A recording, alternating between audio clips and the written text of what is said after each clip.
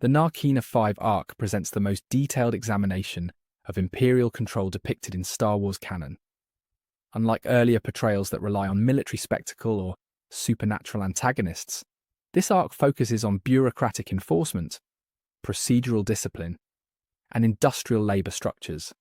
The facility functions as a representation of how the Empire maintains order in regions where traditional policing or military force is unnecessary. This reframing shifts the franchise away from its common reliance on spectacle and towards an analysis of institutional control. The design of Narkina 5 emphasizes uniformity and depersonalization.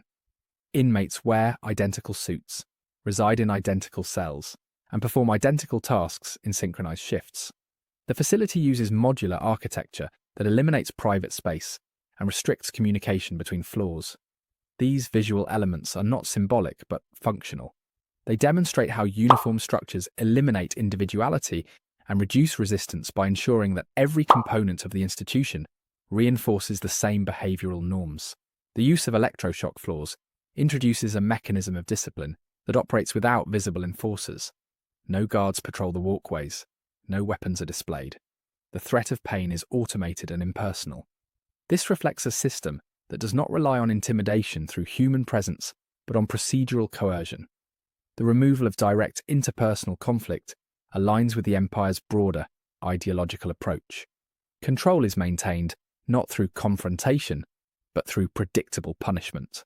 Dialogue in the arc reinforces the institutional nature of the facility.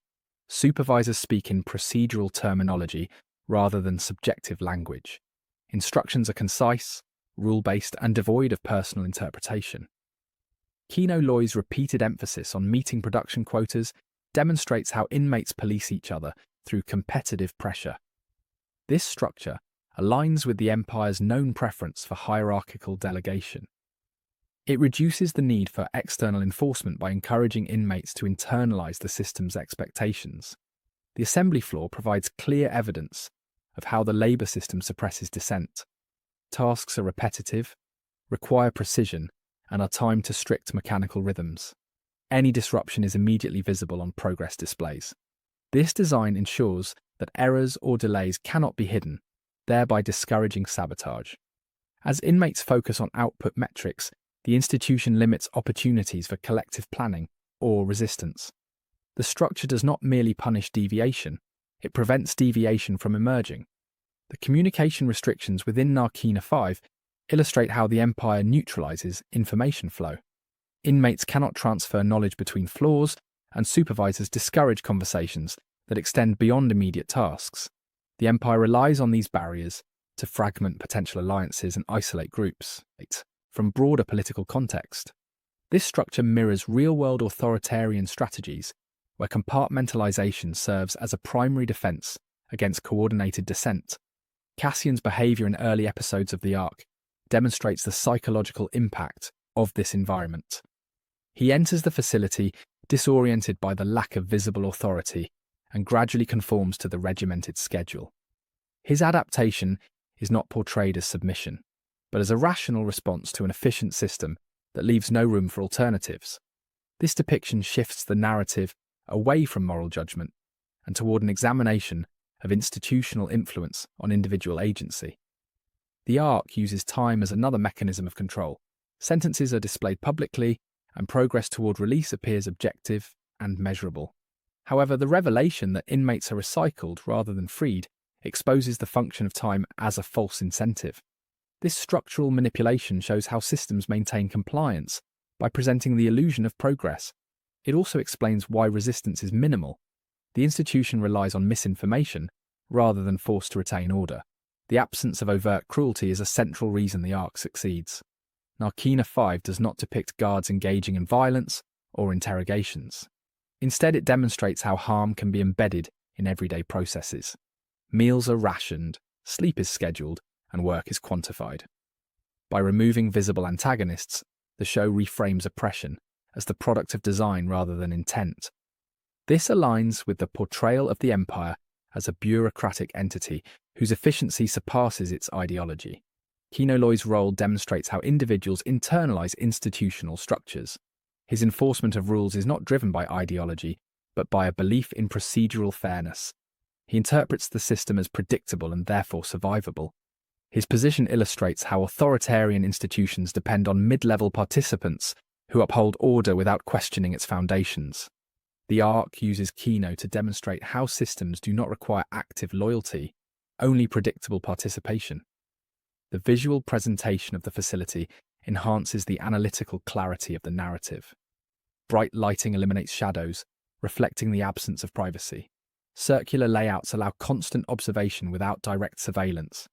The floating structure isolates inmates from external reference points, removing geographical context. These choices ground the arc in spatial logic rather than metaphor. The environment itself is the primary instrument of control. The facility's operational output remains undefined, indicating that the value of the labour lies in the act of labour itself rather than in the product. This suggests that the Empire's interest is not economic but disciplinary. By structuring the prison around repetitive production without contextual purpose, the show highlights how authoritarian systems use labour as a mechanism of psychological regulation rather than utility. This differs from earlier Star Wars portrayals that focus on resource extraction or construction. Cassian's arc within the prison demonstrates how systems designed for compliance can inadvertently create conditions for resistance. His early observation of operational patterns, power structures, and communication gaps become the informational foundation for eventual escape planning. His behaviour illustrates a shift from passive conformity to functional analysis, showing how individuals adapt cognitively when presented with structural inconsistencies. The Narkina 5 arc succeeds because it grounds the Empire's power in quantifiable mechanisms rather than abstract intimidation. It depicts an institution that maintains control through architecture, procedure, and misinformation. The absence of traditional antagonists redirects focus to systemic forces, creating a portrayal of authoritarianism that aligns with political and sociological frameworks rather than fantasy conventions. The arc offers a detailed examination of how structures, not individuals, enforce oppression in the Star Wars universe. The catalyst for rebellion is the revelation that the facility recycles inmates rather than releasing them. This information spreads despite strict communication barriers, demonstrating that institutions reliant on information control are vulnerable to the same informal networks they attempt to suppress. The prisoners do not resist because of ideological commitment, but because the system reveals a logical contradiction.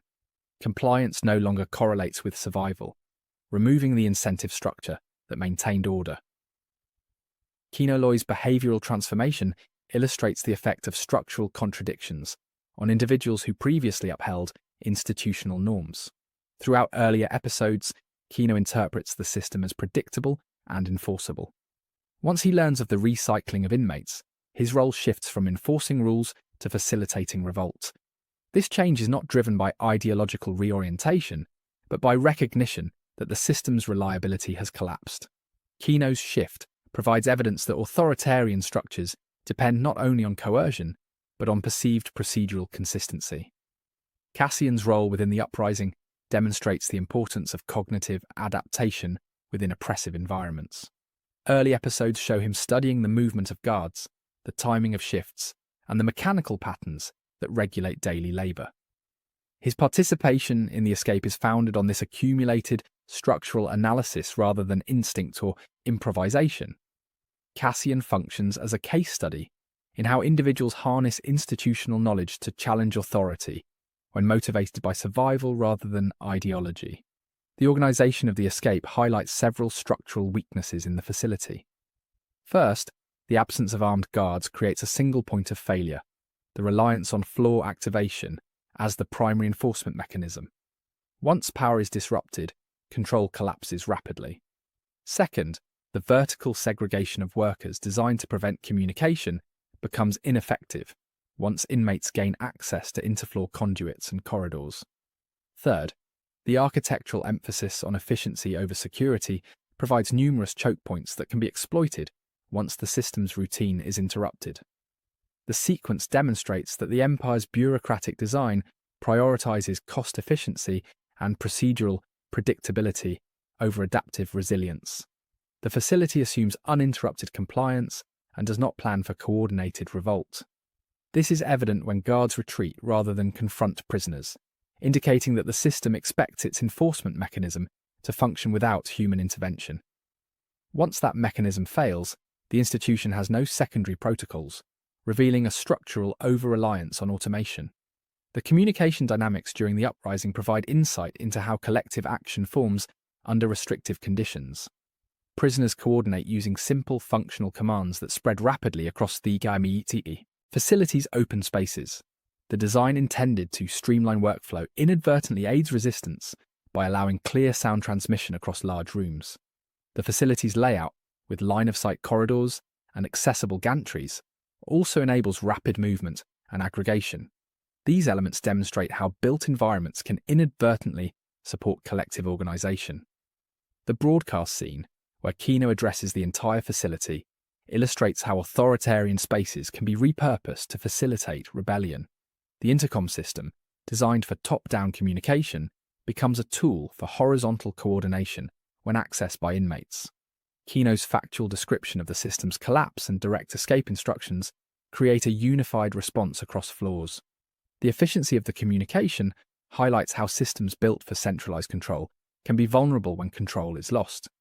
Cassian's leadership during the escape emerges through a series of functional decisions rather than symbolic authority.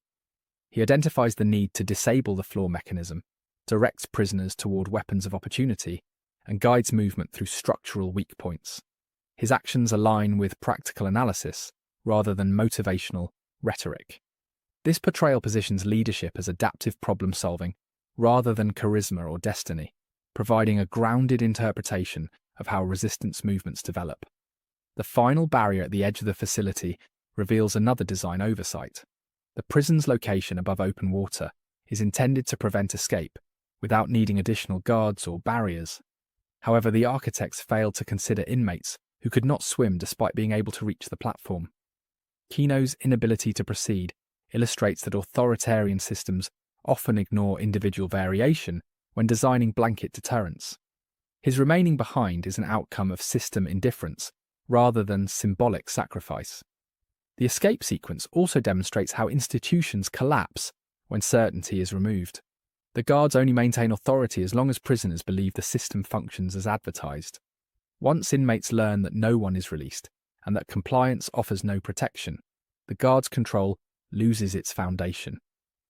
The guards' immediate retreat is consistent with an institution whose power depends on perception rather than force, showing how fragile such structures become when confronted with coordinated action.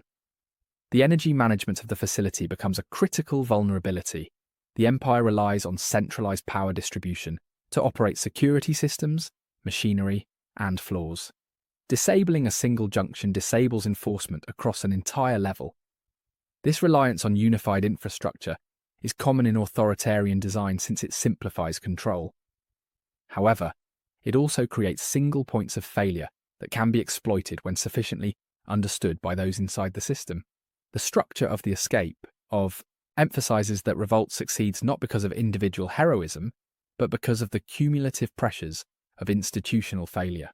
The uprising is a rational response to a system that can no longer guarantee the outcomes it promises.